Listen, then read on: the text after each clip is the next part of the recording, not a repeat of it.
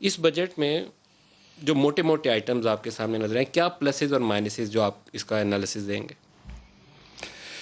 شکریہ. دیکھیے بجٹ کے اندر ایک تو ایک پی ٹی آئی کی روایت دیکھیں کہ ان کے ٹیکس ٹارگٹ جو تھے وہ پورے نہیں ہوتے. آپ کو پتہ ہے 2 سال پہلے 5555 ارب روپے کا ٹارگٹ دے کر صرف 3900 ارب روپے پہ پہنچے تھے.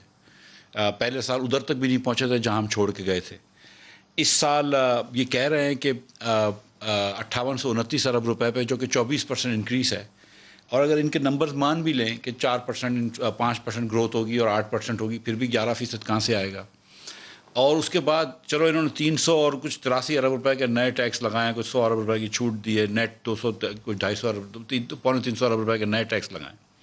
اب 383 ارب میں کیا ٹیکس لگائیں؟ ملک پاؤڈر کے اوپر ٹیکس لگایا ہے.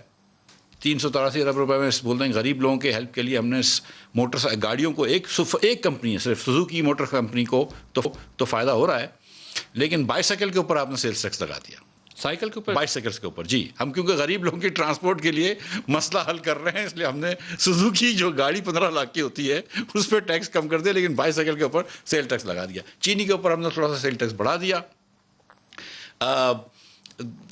ایل این جی کے اوپر ہم نے ٹیکس لگا دیا، آر ایل این جی کے اوپر سیل ٹیکس لگا دیا جو 1% تھا 17% کر دیا. کروڈ آئل کے اوپر سیل ٹیکس لگا دیا. لیکن جو ورسٹ تھنگ جو میرے خیال سے کری ہے وہ اس پہ لگا دیا، مشینری کے اوپر سیلز ٹیکس لگا دیا.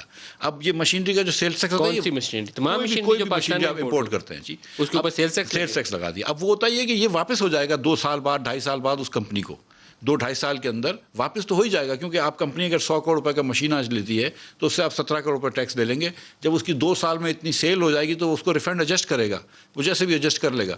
لیکن آپ بیسکلی کیا ہے کہ اگلے سالوں کا ٹیکس آپ آج سے لے رہے ہیں اور بیسکلی جو ہے وہ آپ انویسٹمنٹ کو مشکل کر رہے ہیں. تو یہ تو ہے ان کی. کوئی آٹے اور گندم کے اوپر بھی آج کو خبر چلی ہے، ان کے اوپر کون سا ٹیکس لگا ہے؟ کوئی ٹرن اوور ٹیکس کہتے ہیں لگ گیا، آٹا مہنگا ہو جائے گا، یہ ڈاکٹر صاحب بتا دیں گے. اور کوئی ڈیری پروڈکٹس اور ملک پروڈکٹس، جی ملک پاؤڈر کے اوپر ٹیکس لگایا ہے. فریش کریم یا فلیورڈ ملک اگر آپ ڈبے میں لیتے ہیں تو اس کے اوپر ٹیکس لگایا ہے.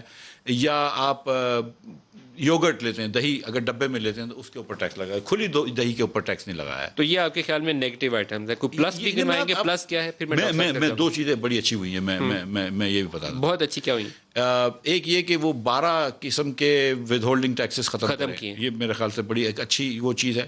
سیکنڈ جو میں ابھی تک 100% نہیں سمجھاؤں، لیکن جو میں سمجھاؤں کہ یہ آڈٹس جو ہوں گے اب وہ تھرڈ پارٹی آڈٹس ہوں گے، پروفیشنل کمپنیز آڈٹ کریں گی، ایف بی آر کا عملہ آڈٹ نہیں کرے گا. If that is true then I think that's also move in the right direction. ایک اور چیز میں بتا دوں کہ اب انہوں نے اے سیز کو، اسسٹنٹ کلیکٹرز کو یہ پاورز دے دیا ہے جو ایس ایچ او کے پاس نان بیلیبل اریسٹ کا.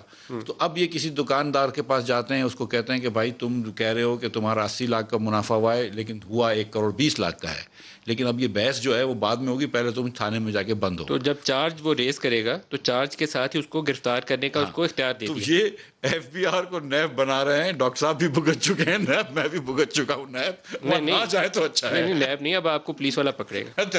پہلے تو وہ نیب والے نے پکڑا تھا، اب آپ کو پولیس والا پکڑے گا. آخری بات میں کر دوں کہ آپ نے یہ جو شروع میں فرمایا کہ مسلم لیگ سے مفتاح اسماعیل ہیں اور پھر پی ٹی آئی سے ڈاکٹر وقار مسعود ہیں، تو میرے خیال سے ابھی وہ پی ٹی آئی میں شامل نہیں ہوئے. یہ میں اتنا کہہ دوں.